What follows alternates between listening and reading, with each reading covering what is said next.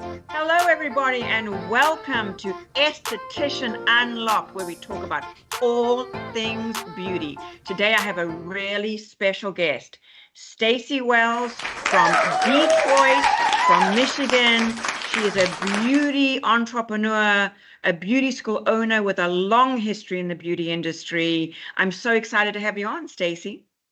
Well, thank you. It's great to be in the E lane, as they say, You right? are On this in the E podcast. lane. Thank you for No, that. Absolutely. So, staying in the E lane, tell us, Stacy, about your school and how you came up with the name.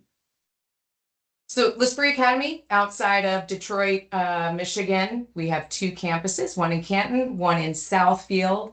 Um, we started 20 years ago. This is we're in our 20th year, and I've always joked that it's weird how fast it goes by, and there are times where you feel like the days drag, but the years fly.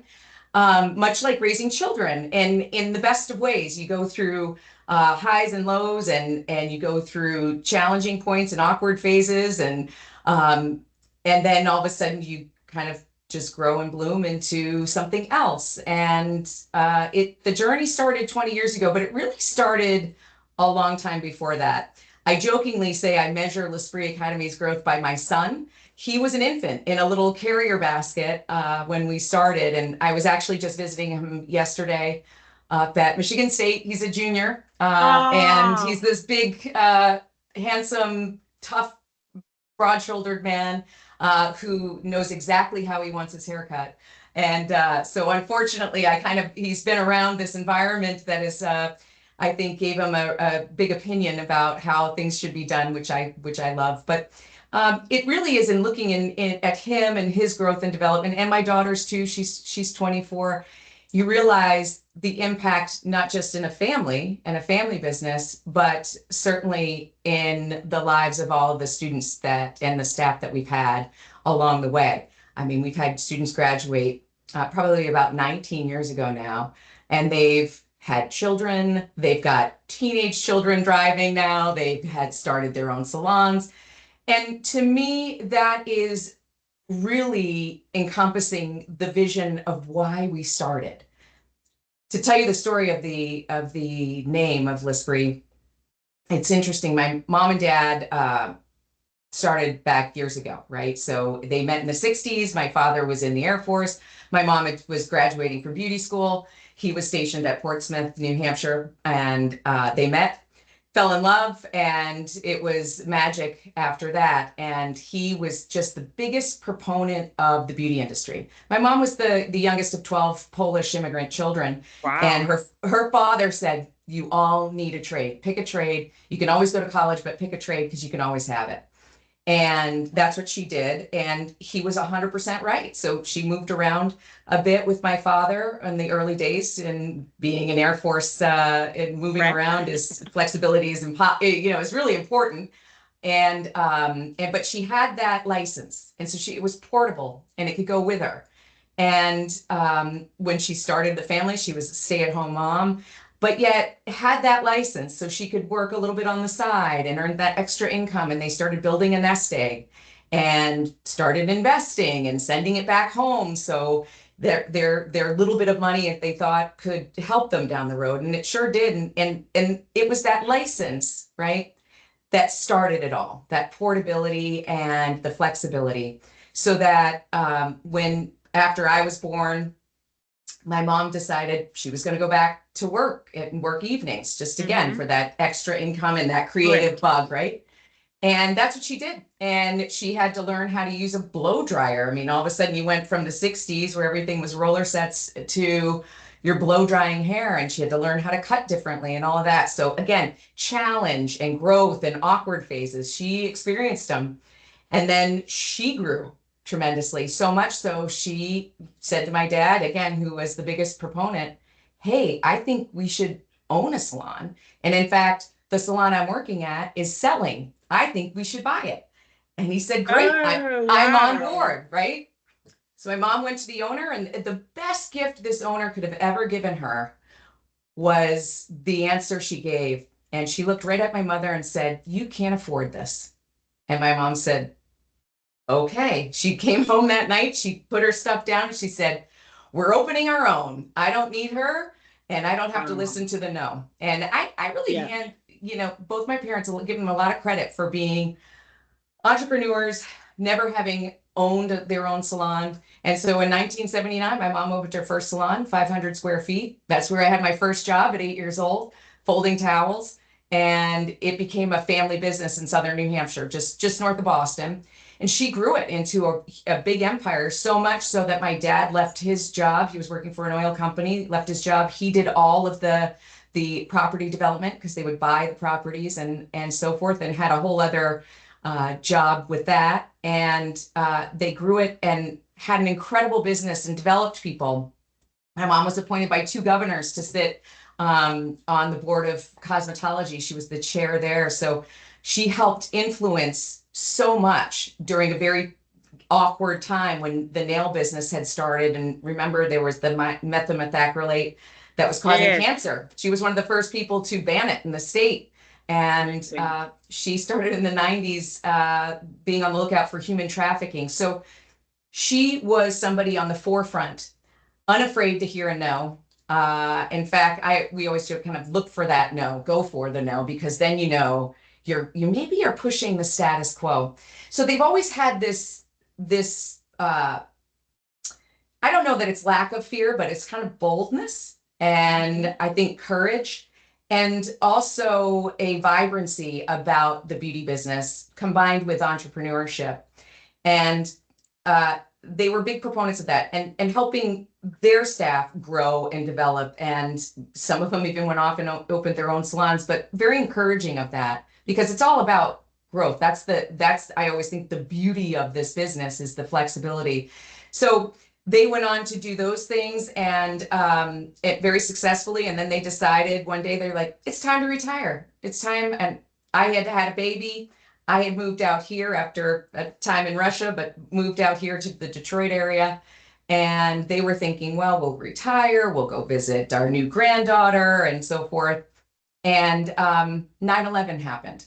And I was about to go back to work. I was working in marketing and I was traveling a whole bunch, often on planes. And I thought, well, first of all, travel's not going to be available for anytime soon. And I thought, do I want to leave this 1-year-old and get on a plane? And I didn't. And it was a real light bulb moment for me. It was that decision point of saying, I don't want to be away. I want to be here. And I remember I had an experience not long before that at a salon locally. And I went in there and here was an environment I had grown up in my whole life. There's no place I feel more comfortable than in a salon. And I felt like I wasn't pretty enough to be there. And it was really Oh. bad customer service, right? And Oh, I'm like, they made you they feel made me feel that like you way. weren't pretty enough. Yes. And I was like, Wow. something needs to change. I'm like, and it wasn't just that salon, it was a tone, right? And I don't know, it was probably me in my time of life, but I thought, I think we need to open a salon that has approachable luxury. I want to feel like I can be, as a customer, go in, have a luxurious treatment, feel pretty enough, feel good enough to be in there, don't feel judged, and have it at an approachable and reasonable price. And so I pitched my parents on this idea just after 9/11. They just started laughing and were so excited. I think I could hear them starting the car to drive out right away. They said, you just saved us from retirement. Thank you. And Ah. so they came out and we started our first professional division salon here in Michigan. And then 2 years later started the school. And because Do you again, still we have the saw a need. salon? Do you still have the salon? We do not. We do not. Okay. We closed it, seeing a need for growth of the school and also seeing that I needed to focus on one lane or the other. It was after my dad had passed away unexpectedly, and so our whole infrastructure of our leadership team changed. And so those are these tough moments, right? In the life of a business where you have to make these decisions. But the name came out of L'Esprit, right? Am I pronouncing it right? L'Esprit? Yeah. And so we had done this workshop of, okay, what are we going to call it? My mom's salons in New England were S.A. Wells and Company hair cutters. That's what it started out as. Her initials are A. Wells. And my father came up with the name. I remember being a little kid and trying to think of these clever names. And my father went back to like colonial days. He goes, what were the, colonial days when people were putting up a shingle for their shop, and what did they usually call it? And it was usually their name and what they did, like Stacy Wells, Taylor, and or whatever it is. I'm far from a tailor, but And so he came up with that, and it was perfect for the colonial town we were in. Her salons became sort of the place to go in Amherst, New Hampshire. And everybody knew S.A. Wells. And even the sign looked kind of old fashioned. I still have it in our facilities because it was real inspiration. I mean, starting from a small 500-foot facility she opened the first day spa in that area in the 80s. And we can talk about what people thought esthetician meant. And back then, they did not You're know. an anesthetist? You're going to put me to sleep? We're not putting any masks on anybody's face. Nobody's going out for a while. Those were funny times. But again, those awkward moments within the lifetime of a company, and kind of taking the risk, making the decision. Okay, we're seeing a trend that day spa. What is this word in the early 80s? What does it mean? And my parents were the early adopters of that. So when they moved out here, we had an incredible time. I mean, it was me, my mom, and my dad, the three of us starting our salon. We ended up hiring people and I always believed in hiring for personality and for that strong desire to grow, because you can hire anybody for great technique, but you can also teach really good technique. And the defining moment of when we decided, hey, we're going to open up a school, was we're doing a practical interview for a stylist. And first of all, she was a sweetheart, very soft-spoken, was a great balance for our team at the time, young, vibrant, very willing to learn, did not have either the right equipment and the right preparation at all. And she went to cut the hair was bending, she couldn't really do it. And it was a simple haircut. And I have to hand it to my mother, who really has a great ability to see beyond. And she looked at me, she goes, she's hired. And I'm thinking, she can barely cut hair. But we were so aligned on it. I said, you're right. This is who we need. We'll teach her how to cut hair. And then my mom said, and we need to open a school. And I was like, okay. And that's how it started. In the employee, she grew like crazy. She is a fantastic hairdresser. Her life has changed. She now has two teenage children, and she goes, works at a part-time level, but not for me. She's moved away. But it was an incredible story, really, to give somebody a chance and see the potential in them, and also recognize if somebody wants to grow, they're going to be willing to learn. And she could see her deficiencies. She knew it, but that's an easy hill to climb. It's a much harder hill to climb when you're trying to retrain somebody for, mindset, for positive versus negative. That's a whole other thing. So my question to you is then, what made you want to open up a second location? Second school location. Mm-hmm. So after the first one, we were a standalone facility. It grew like crazy. So we opened in 2004. We became accredited in 2009. And we went from, the lowest we probably had was like 11 students. We were like down to the wire right before our accreditation all came through. And then we just really expanded. We're able to expand our programs. And so we were really finding a need for not just space within our facility, but we were hearing different trends within the admissions process. And there were students that were traveling quite a ways from other parts of the suburban area and saying, wow, there's a couple of schools in Royal Oak. Why don't you open in Royal Oak? And Royal Oak is it's a trendy suburb and just north of Detroit. And there's some very good schools there. And so we decided to open a school there. Last year we moved it to Southfield for various reasons, but we did it out of, first of all, a perceived need. What I wished we had done was I wished I had listened more and taken a few beats before we went ahead and did it. We started out gangbusters there, and then we had some issues.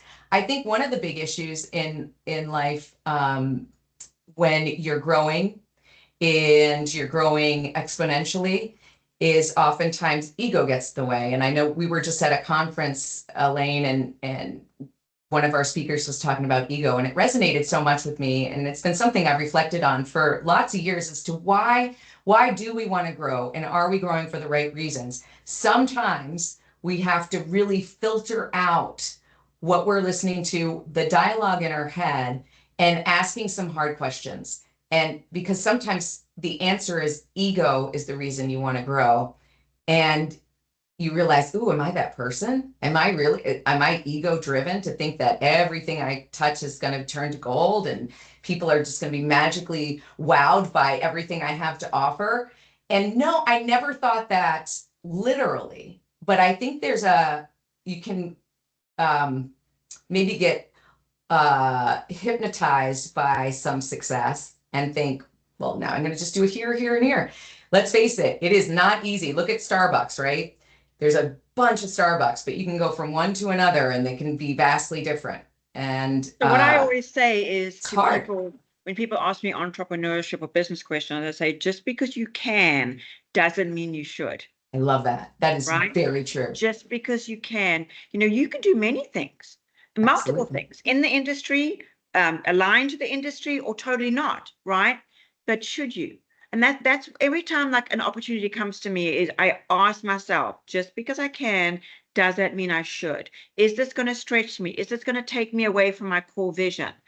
Or is this going to add to it? Is this the right? Right. Yeah. I'm going to add that question to my thoughts list because that's a good one to ask. I think, I always like to get a slightly different perspective on things, whether it's, you look at something from just a slightly different angle, right? As you look at it from an outsider's perspective or a child's perspective. I like that question because sometimes, especially people like us, I'm assuming based just even looking at your office space, there's a lot of creativity there. And some creative types, we have a lot of energy that needs to be channeled. And sometimes it needs to be focused. And there's a lot of things that I will want to do. And I will get into these modes where I want to do it all. And we can't. We can't. And I think that's where, we can, but should we? Because it's going to take away from something else. And I think at times it did, for sure. And that's what led us to the decision to we closed our professional division salon and turned it into a student salon as part of our campus. And we had done some shifting. And I think it ended up being a great, first of all, great learning experience. I love when things go really well, of course, when you see the vision, right? But some of the best learning happens in the things that don't go well. And where you go, oh, wait a second, this is a tall hill to climb. And I didn't expect it. And I say pushing a square rock, up a hill. So what programs do you have? You have cosmetology, correct? Any other programs? We have cosmetology, which is 1,500 hours. We have aesthetics, which is now 750 hours here in the state of Michigan. And I'm happy to talk about that. I love it that we in record pace got it through the legislature with huge bipartisan support. So it is now into law. Yeah. And same with our manicuring program. It used to be 400 like our aesthetics. But manicuring now in the state of Michigan is 600, which is fantastic. We can look at popular culture now and know that the need for expanded programs, especially for the shorter programs, is vitally important. And if you look at regulation, yes, it's vitally important for the safety of the public with all the new tools, techniques, and demand of what people want. But it's also vitally important for the success of the graduate being out there, being fully prepared, knowing what they're doing, not going to just YouTube for their education, not going to these YouTube University, technical school. or these fly-by-night people that will certify you. They come in and they go do an airport hotel and you're in some room and you're spend $2,500 to get a certificate in what? And a lot of times you'll look at, and that's something that gets under my skin. I will always look these people up, and a lot of times, the majority of times, they're unlicensed people. And to me, that says they don't respect the industry enough to go ahead and get licensed, because there's a lot of talented people out there that don't have a license, and I don't begrudge their talent. But I do believe that this has been a vision for a very long time, since I was 8 years old, my mom's first salon in 79, of making this profession an aspirational one, because for a And long professional. time, and And there also it was a career choice for your mother. It was a career it choice was. for me, you know. And Mhm. so the amount of hours and money and time that your mother has put into her certifications, her licenses, degrees, extra classes, that to me, it really, so I always say consumer beware. Look for those licenses when you walk in the door Absolutely. of the salon or the schools, etc. You got to go to licensed professionals. It makes a huge difference. Well, and I think it starts the fundamentals start the ability and effectuate the ability to learn those next level things. So if you have a core understanding and you are licensed, that means you have a core understanding of safety and infection control and all the protocols. It makes learning those new things so much easier, right? So because now you've learned a new skill or a new technique or a new service or new product, with already some base level knowledge of how that fits into the rest of what you do. When somebody doesn't have that, because let's face it, it's fun to kind of take the shortcut sometimes. As my father used to say, it's the shortcut that takes longer, because in the end, you'll end up spending much more time being either frustrated or certainly doing Yeah. something that's not appropriate, right? So If it was easy, everybody would do it. That was one everybody of my would do it. things. That's It was right. easy. So tell us about Axe, because you know, like you and I did not know that Axe existed. What is Axe, and how important it is to the industry as a whole? When it was probably 2009, 2010, around there, we had just become accredited and we were adding different partners to our curriculum. And one of the big things for me was I really wanted an advanced level of training for men's grooming. I'm a big fan of it. I love cutting men's hair myself. And I really felt like that was an area of opportunity for the curriculum for our students, because a lot of them feared it. You know, with aesthetic students, there's some fear waxing or facial waxing because it's, oh, you can't put the hair back. Same sort of thing. So we had partnered with American Crew in the early days, and I was working with them. And it was the national director of American Crew who said, "Hey, you need to go to this association." And at the time, they were holding them in Vegas. And she said, "It's a really big thing. The vendors are there. I think you'll be able to network with other school owners, and I think you get a lot out of it." So I actually went as her guest, and I went and I was demoing things both for CEA and their annual conference. And I immediately felt at home. I thought, wow, this is incredible. The energy and the vibe was very beauty school-ish. I mean, beauty show-ish, right? That high intensity vibe. Yet there was the seriousness of the business owner, right? And those two things paired together made me feel like, gosh, I'm not alone in this. There's Right. all these other people out there that are having the same challenges, and just operationally, say take one thing operationally or procedurally that you're having. What it did do, and again, these are these humbling moments and these awkward moments where you realize, and I'm sure, Elaine, you've had these moments where you go, oh my gosh, now I realize there's so much I don't know. Just when I thought I got it, right? Just when you think, I got this, we've got this in lockdown, I know what I'm doing. That took me to the next level of, oh, start zipping your mouth and start listening more. And I learned so much from going to those So association events. I went American Association of Cosmetology Schools, ACTS. I went, my first one was in Vegas too. We may have gone to the same one, or they may have done it for a few years. I remember their opening speaker was a pianist, and he does, I don't know if you ever went to that one, and he does sort of corporate building, Okay. team building and stuff. And it just blew my mind. And yes, and how professional they were. And so that it was just amazing. And I hadn't, that was the last one I went to. I also went as a guest for Sedesco to sort of preach the Sedesco gospel. Right. But and then you joined, obviously. I joined after that because the biggest piece of it was almost again like the shortcut, but it was like the cheat codes to, I could get directly to the vendors that could solve problems or pain points for me. I could speak to other school owners. I could have trusted advisors that I knew they knew what they were talking about. subject matter experts. There was just being a great board of people who had great experience throughout different markets, that it made so much sense to me. And it really helped me through some tough times, because through that association, I forged some incredibly close bonds with peers from around the country.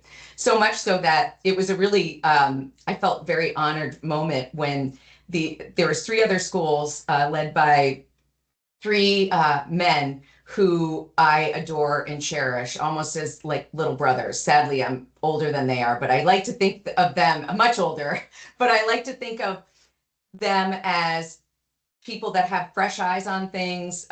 They looked at the business slightly differently because none of them is licensed and in the field. And they were looking at the business from a different, again, just that slightly different angle. And they invited me to come into their private business group. And I was so excited. I was like nervous, our first one, because they had a set template of an agenda where we would Right. review and problem solve together.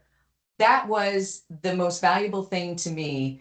And it got me through some really difficult times with compliance threats that we were having. And to be able to say, I could go to an AACS event and then almost micro workshop it with other trusted peers.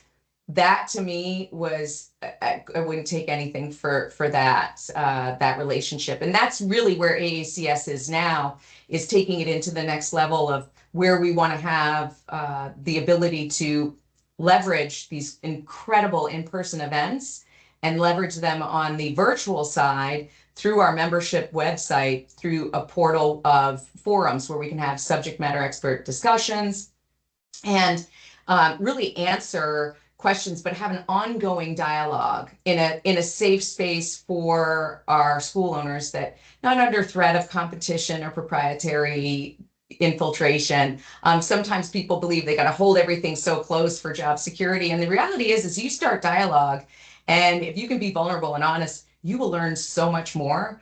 And there's nothing, I joke, I'm close friends with a competitor of mine. Scott Weaver has many schools, Douglas J. Aveda schools.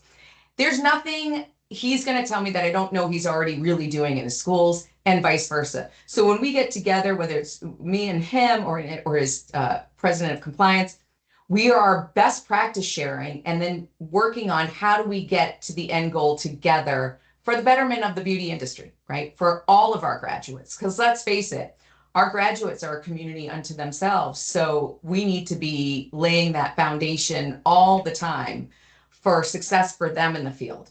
And I've said this all along, when people come back to L'Esprit, or they graduate from L'Esprit, I want them to come back. Use us as a trusted resource, because we have that direct line to the beauty industry from our manufacturers, through our association, through our state networks, that they don't have to try to find it on social media or Google it. They can come right to us. And we really want to underscore that trust in everything we do, because trust is speed. It'll get you there so much faster. I know. Now you're on something called the Strategic Committee Yes, doesn't it at the sound American fancy? Association of Cosmetology Schools. That sounds fancy. It is very fancy. We would like to make it look very glamorous, but in spite of all that, no, AACS has gone through a real transformation over the last several years. We had some, as again, I keep going back to these awkward moments in a business. AACS has had that too. And I'm unafraid to talk about it, because I think it's a very proud moment when you can say, look at what we've done, right? And we've done it as a community. It's not one person. We've done it as a group of I'm going to say like-minded, but it's really shared gold kind of groups of people with different perspectives on how to get there. And the nicest thing is that we've worked together initially as a working board of directors for AACS, and now we're in more of an advisory role because of the buildup of our staff at AACS and our executive director and Cecil Kidd. So we have committees that involve not just our board of directors, but also our membership and our partners, vendors, so that we have lots of voices at the table and lots of considerations.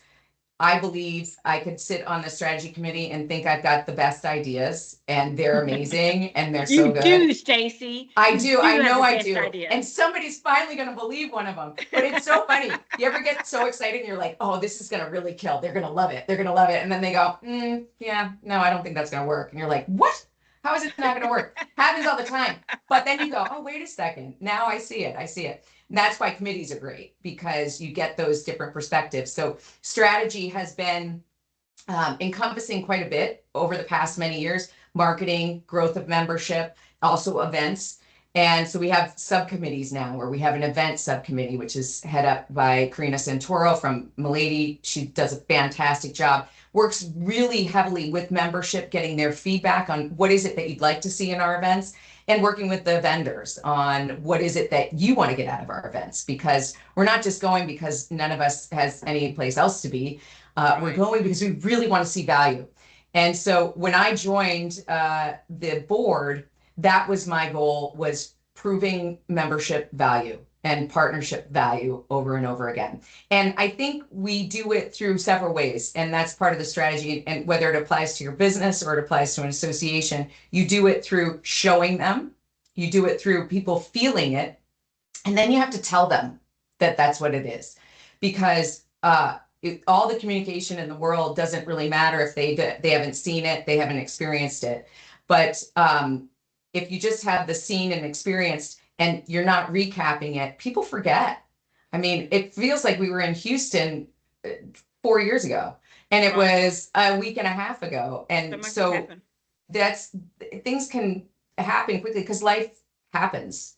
And so we really want to make sure, just like we had talked before we came on, about all of what AACS is planning for the next year, 2 years, 4 years, when it comes to our association, our membership, our partnerships, what we're doing legislatively, what we're doing legally, what we're doing to increase the value for our membership and their schools and the students. We're trying to hit a lot of things, but unless we're communicating it with you, our membership may not know the why behind it. And that's what I believe is the key goal for the strategy, is to make sure we're proving that membership and partnership value. And so it comes out in other ways, communication and through our events and so forth. So this is my pitch, Elaine, to get you on one of these committees. Oh, no, I'm very happy to be on one of the committees. I don't know. There's lots of them. I haven't had a minute. I just logged in today and I saw all the pictures from the event, and I was just, just humbled and blown away by the talent, the people, because in this industry, there's so much heart, right? Because this type of business is a labor of love. It's not easy. It's really, really hard what we do, right? And I some of the takeaways from today that I got, which was, I think important for any business, whether you're an esthetician owning a business or a cosmetology, or you have a tire business, is, don't listen to the no, that's, and also don't be unafraid to hear the no, right? Boldness is something that was amazing that you said, and listen more. I think if I could talk about the collective, we as women, we love to hear that maybe sometimes too much the sound of our voice, right? And if we could just listen, not to our inner voice, but also to listen to people around us, and to check that ego at the door, right? And it can be difficult at times too, because if you're in a position of leadership, you have to show strength. You have to show that you're in control, that you have a competency and a capability. And you have to do that without being braggadocious, without being too aggressive. As females, especially in the beauty industry, we balance that almost like on a tight wire in heels, right? We do it very, very carefully, more so I think than any industry, because there's an expectation in the beauty industry of a certain type of person. And I do believe that the listening piece is a complete game changer when it comes to anything in life, but certainly in growth in business. And I think even the bigger piece of that, if I were to just give one level of advice is to ask the why behind things, because for me, I nerd out on wondering how something works, right? If I have a tradesperson over to fix something in my house, I'm like, show me what you did, tell me why that broke, tell me what you did to fix it. And if it's something like visually, mechanically, it's important to know how things work, but it's important to know how the whole systems work within our businesses. And a lot of people can fear it. They can fear hearing, for example, within our industry, gainful employment, right? We have this big, burdensome, scary regulation, and That's it's just like one of many. yes, one of many. Endless list of regulate. I say to Asha, my daughter, we have to have a meeting about the meeting. And then Yes. we have to have a meeting. We have a meeting about the plan, and then we have to have a meeting. Did the plan work? Right. And then we have to meet about the next plan. I mean, Debrief and yes, meeting upon meetings, and the reality is knowing the why behind it gets you there faster, right? And so I really appreciate when people ask the why or explain the why, and to not let it. I feel like in some way it's liberating because it doesn't feel so burdensome when you don't understand something, right? Because we get this layered and layered of compliance, and it's overwhelming. It's like a wave coming and crashing over your head. But once You know you what can, I say it is? yeah. I say like the Department of Education, because they have a book just for acronyms, right? They have an Oh acronym yeah, book. So I say it's like you take your skull off, and then you take a spoon and you go one way, and then you go the other way, scramble it, and then you put your skull back on. it's like a And then little you're like, jacuzzi in your brain of what acronyms. did I just, well, even like what did, and then sometimes people say, well, why do we have to do that? The why. I'm Yeah, like, this particular thing, I don't know the why. It doesn't right. make any sense the why, but Yeah. it's what we're required to do. So we're going to do it. And that's so true. There's just that blind faith where we have to do it, and that's what it is. And I always like to say there's I like to believe there is some well-intended purpose for this regulation. I said, but behind every regulation, it's because somebody got hurt or screwed up somewhere. And that's just the way it is. So we can argue it and fight it in one lane, and we comply with it in another, and somewhere you can find some harmony and balance in all of those things. But I know for the health of the owner and the health of the school and the graduates, we really do have to not be overwhelmed by it and know that it's a process, and and things are always changing. That's one thing we can totally count on. And so we need to be adaptable and flexible, and to be intellectually curious about it, because when we can provide good pushback to the people that are dictating to us. That's why we were so successful in the state of Michigan with increasing these hours. We gave them the solid why. This is why we need it. This is why we believe it's important. We could have put it out there, and most people go, well, why would we want to increase hours? That's just keeping kids in school longer. That's dumb. A roadblock. That seems a roadblock to employment. That seems like Right. a roadblock. Yeah. And the way we see it and explained it, it was the inverse of that. This is really a launch pad to real success, and not only gets that graduate more successful starting point, but it protects the public at the same time. And so it's important to understand the whys. And I think when you understand the whys, it's easier to see the other person's perspective as well, because then they can explain it. And if they can't explain it, then you got to question their competency, right? And their capability. And that's okay too. We don't have to just blindly agree with somebody because they're in a position of power. There's a lot of times where it's important to question.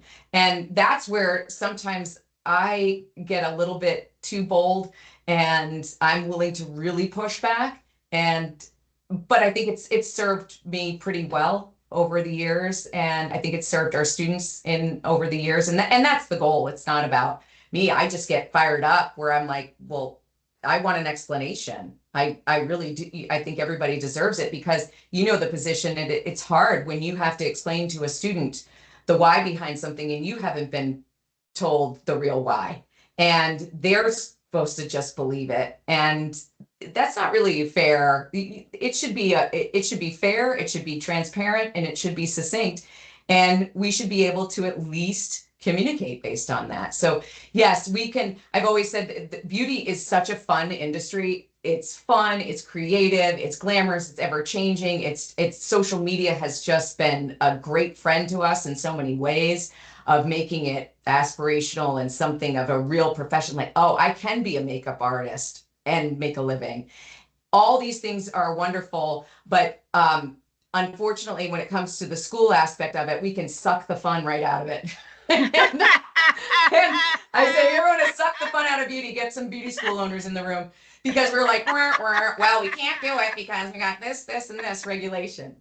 And it is true, but we can still, when you understand the why behind the things, you can still be playful with it. You can still keep the end goal in mind. And ours was always to have fun, create flexible lifestyles and careers for people that they can take for a lifetime. It can expand and contract with the person. And it certainly has with me. Again, I can go back to my infant son, carrying him around in a little basket, and there's no way he carries me around on his back. And as a junior in college, it's has grown and expanded with my life as well. And that's something my parents always underscored. They said beauty will always be there for you. It always will. Booze. You know, beauty and booze has been around since Jesus and Cleopatra. Absolutely. So we're not going anywhere, you know. So that's what I just, you know, regardless of the economy, you do have to pivot. And that the last thing that I think that you really resonated with me with growth. Even if you own one popsicle stand and have no desire to own another one, or one school, or you know, one you know, beauty salon booth rental, one bit, or you own 20. Right. You always have to grow. There has to be growth, whether you're adding services or adding products or growing your staff. I don't like to call people staff because I work for them. So we collaborate. So our collaboration team or collaborators, whatever you want to call, you know, we have to be growing them professionally or personally. There has to be growth in everything you do. You know, so you're adding vegan popsicles, and then you're adding different flavors, and then you're adding different costumes and outfits, and then you're changing the wrap on your popsicle stand. You have to be growing. You're never there. It's one of my favorite sayings is if you're not growing, you're dying, right? And that's really the case. If you look at it in nature, if you're not growing, it's dying. So it's important to always look at it through kind of a fresh lens. And as a business owner, there are times where it's hard to see things with a fresh, creative sense. And that's where you have to say, okay, I got to take a beat, take a step away, maybe have somebody else come in for a minute and look at if it's a pain point or look at a growth opportunity, because we could become a little bit jaded over it because you can feel restricted by regulation. Like, well, we can't possibly grow because we have this hanging over our head or that hanging over our head. We can, we're creative, and that's the overwhelming feeling and experience I have had with AACS is I've never been amongst a group of such clever, adaptable, smart people in my life. And that's beauty school owners. They never fail to impress me.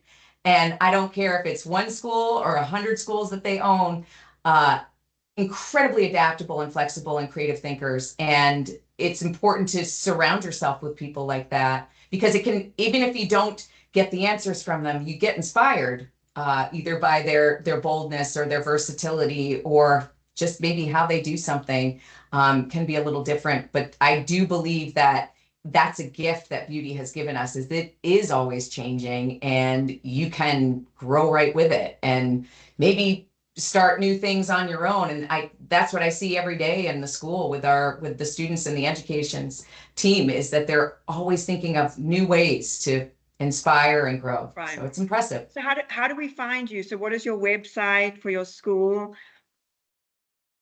Okay, so finding me on social media is I joke that I'm like Sasquatch. I only come out like in appearances once in a while, sightings here and there. However, I do have our website is lesprieacademy.com. You can find us on Instagram and TikTok. And I think our TikTok is L'Esprit Academy Beauty. And everything else is L'Esprit Academy, LESPRIT Academy. And I'm Stacy Wells. It's Stacy A. Wells. I think I've got a couple of different ones on Instagram and Facebook. but you'll find me easily on LinkedIn. I'll tell you the quick story about the L'Esprit name because I never looped back around to it. But L'Esprit means the spirit in French, and beautiful.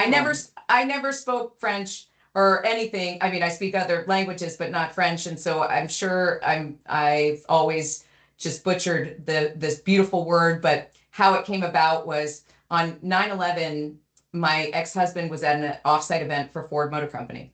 And it was a very elaborate event. And it was a few months later that they had to revisit that event because it had stopped prematurely. And at that point, my parents had already come to Michigan. We were starting our professional salon. We were doing the business concepts. We were locating our first facility, whole thing. And he came back from that event, and we were in the middle of brainstorming for a name for the school. And I wanted to encompass what made us different. I had said about the beginning, it was approachable luxury. It was that feeling of being in a vibrant environment and accepting, being accepted. It was the energy of my family dynamic, of what we all brought to the table. And I had thrown out names like harmony and all these different words, but nothing really encapsulated it. And my ex-husband walked in and he had brought the signage home from this event because it had these really beautiful masks on it. They were like these Cirque du Soleil masks. And he brought them home for my daughter, who was 1 at the time.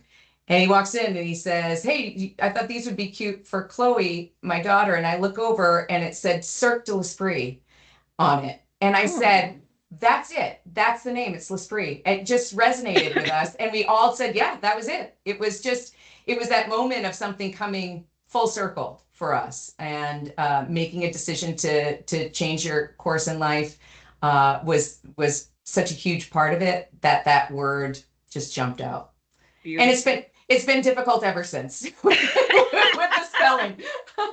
Well, you are a free spirit, so that's also a beautiful too. I so enjoyed having you in the Elaine. Thank you so much for inviting me. It was an absolute pleasure to finally meet you. Congratulations on your award at the conference. It's very meaningful and powerful to see people like yourself take the big risks and also be acknowledged and rewarded for that. And I'm very proud of you and all that you've accomplished. I can't wait to see your school sometime, and your daughter being in business with you is so impressive, and I can relate to it. It's exciting to watch. So thank you so much for having me part of this. I hope. Well, thank you. Thank you. I was unlocked. I know it's so fun. All things beauty. You know, it just we want to preach the gospel, spread the gospel of what we're doing here, because we have a lot of heart. And we barely even talked about skin. We could have talked about it all day. We could have been talking about how much better steamers were back in the 1980s than they are today, but we'll save that for another episode. But that's another episode. Today was just about learning about you, and we can have subjects upon it's so many layers to the beauty industry. It's amazing. I love you, Stacy, and I will speak to you soon. Thank you so much. Appreciate it. Bye-bye. Bye-bye.